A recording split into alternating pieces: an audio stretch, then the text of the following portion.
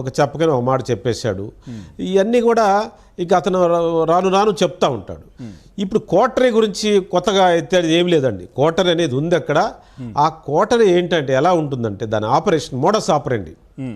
దాని మోడస్ ఆపరెండి ఎలా ఉంటుందంటే జగన్మోహన్ రెడ్డి అనే అతను బాగా అహంభావి అండి. అహంభావి, అహంకారి, డబ్బు పిచ్చి, డబ్బు దెయ్యం. అతను తనకే జనం విపరీతంగా తన చుట్టూ ఉన్నారు, ప్రజలది ఏమి లేదు, వాళ్ళకి బటన్ నొక్కాను, వాళ్ళందరూ నాకు ఓటేస్తారు, వీళ్ళది ఏముంది, నేను ఎవరిని పెడితే వాడే టికెట్, వాడు బొమ్మ, వాడిదేమో నేను బొమ్మలు నేను సెలెక్ట్ చేసుకుంటాను, మీరంతా నాకు భజన చేస్తూ ఉండండి, నా కోసం పని చేస్తూ ఉండి, నేను డబ్బు సంపాదించుకుంటాను, నేరం చేస్తాను, నేను అధికారాలకు వస్తాను. నేను నా అధికారం వచ్చినప్పుడు 170 మంది ఎమ్మెల్యేలు ఉండాలి కాబట్టి ఎమ్మెల్యేలు పెట్టుకుంటాను, 25 మంది ఎంపీలు కావాలి ఎంపీలు పెట్టుకుంటాను, రాజ్యసభ కావాలి ఎమ్మెల్సీలు కాబట్టి ఇస్తాను.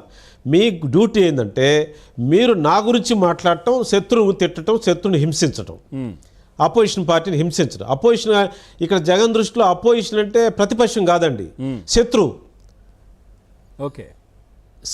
శత్రువుని హింసించటం. ఈ విధంగా ఆయన ఆ సైకాలజీకి వెళ్ళిపోయారు. ఈ కోటరీ కూడా నేను చెప్పే గతంలో మీకు ఎవరికో చెప్పాను నేను. ఈ కల్కి సినిమా చూసారా మీరు? అవును, మనమే మాట్లాడుకున్నాం సార్.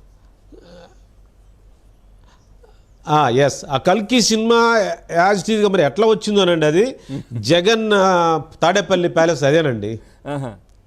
ఇంకా మీకు ఆ సినిమాలో చూసింది ఇక బయట జరిగేది ఏమీ లేదు, ఇంకా తేడా ఏం లేదు. నేను కొంతకాలం రిమోట్ అంటే నేను అదేం పెద్ద లోపల పాత్ర లేకపోతే నేను ఐ అబ్జర్వ్డ్ ఎవ్రీథింగ్. నేను ఎక్కడికి పోయినా అబ్జర్వేషన్ చేస్తూ ఉంటాం కదా. అబ్జర్వేషన్ నాకు నా లైన్లో నిలబడటం, క్యూలో నిలబడటం, అంతకంటే ఏమీ లేదు.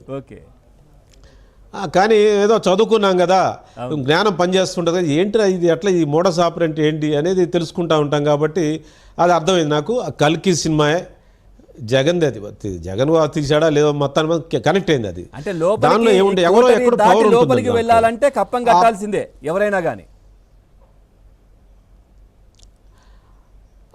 ఇక అది రకరకాలుగా ఉంటుందండి.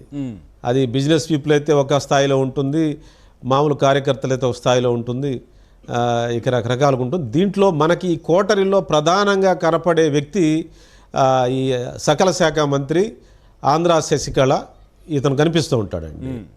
మిగతా వాళ్ళు ఉంటారు. మిగతా నా దృష్టిలో నా అనాలిసిస్లో ఏంటంటే